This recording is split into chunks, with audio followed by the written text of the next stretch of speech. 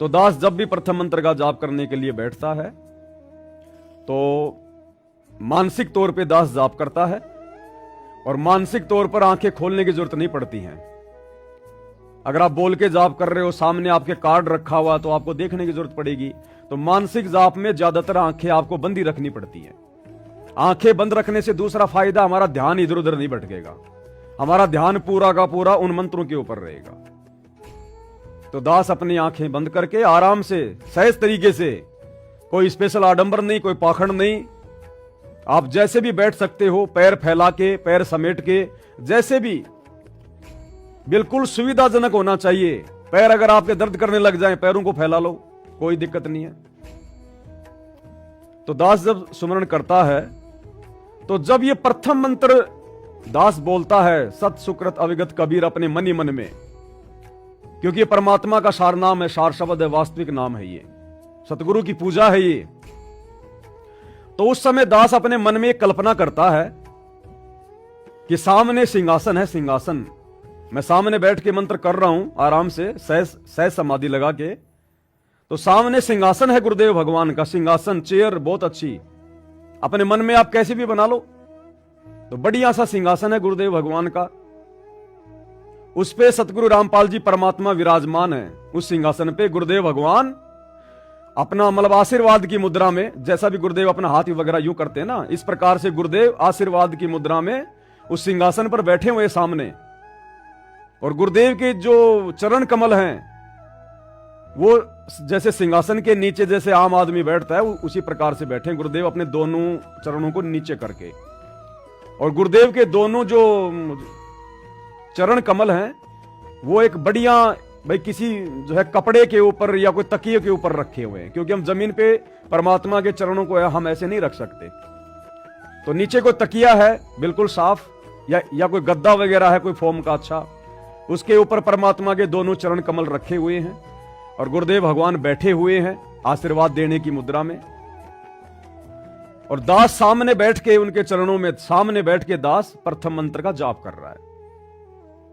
और जब हम ये मंत्र करना शुरू करें और सबसे पहला जब मंत्र हम उच्चारण करेंगे मानसिक या बोलकर, सत सुकृत अविगत कबीर, तो ये सत सुकृत नाम शुरू करते ही हमने मंत्र भी बोलना है, सत सुकृत अविगत कबीर।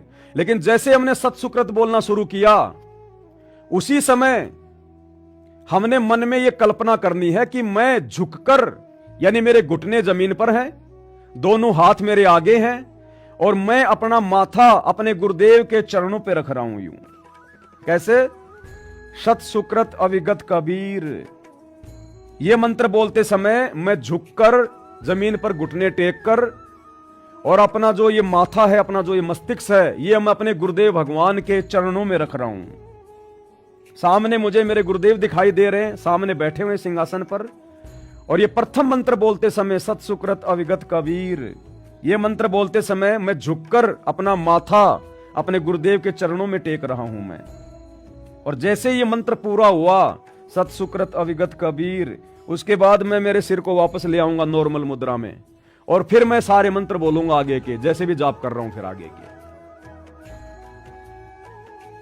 और जितनी बार भी हम ये मंत्र करें, जैसे हमने एक बार कर दिया, तुरंत वो मंत्र बोलते समय हमने अपने गुरुदेव के चरणों में जो है प्रणाम किया माथा टेक कर। फिर हमने पूरा मंत्र बोल दिया लास्ट तक हमने बोल दिया, जो सातवां जो मंत्र है लास्ट का, हमने वहां तक हमने बोल दिया। फिर दोबारा बोलना पड़ेगा सत सुकृत अविगत कबीर, दूसरा मंत्र। तो उस समय फिर हमने उसी प्रकार से मानसिक रूप से मन में ये कल्पना करते हुए बैठे सामने हैं, लेकिन वो मंत्र करते समय हमारा ध्यान हमारे गुरुदेव में जाना चाहिए पूरा। और हमारा जो माथा है झुककर गुरुदेव के चरणों को एक बार वो दंडवत करना चाहिए। हर बार हर मंत्र का जाप करते समय केवल इस पहले मंत्र के समय हमने अपना माथा गुरुदेव के चरणों में दंडवत करना है झुककर। उसके बाद सीधा बैठ जाना है, फिर आगे के सारे मंत्र करने हमने। तो इस प्रकार से हमने प्रथम मंत्र का जाप करना है। अब हम जितनी बार भी जाप करेंगे मंत्र का, उतनी बार जब हम सत सुकृत अविगत कबीर बोलेंगे तो सामने गुरुदेव और हमारा माथा उनके चरणों में जाएगा। तो हमारा मन इस प्रथम मंत्र से हटेगा ही नहीं। अगर हट भी गया बीच में देव देवताओं के मंत्र बोलते समय, ब्रह्मा विष्णु महेश के बीच के जाप अगर करते समय मन अगर भाग भी गया, तो फिर हमें पता है कि दोबारा से सत सुकृत अविगत कबीर बोलना है, और बोलेंगे तो भैया पहले गुरुदेव को दंडवत करना है। तो मन जाएगा कहां? गया है तो भी आ जाएगा वापस। उसके बिना हम वो मंत्र बोल ही नहीं सकते, क्योंकि अब हमें पता चल गया कि हमने क्या करना है वो मंत्र बोलते समय। तो मन अगर कहीं भाग भी गया है, वापस आएगा तुरंत, सेकंडों में। तो ये विधि गुरुदेव भगवान ने दास को प्रेरणा की।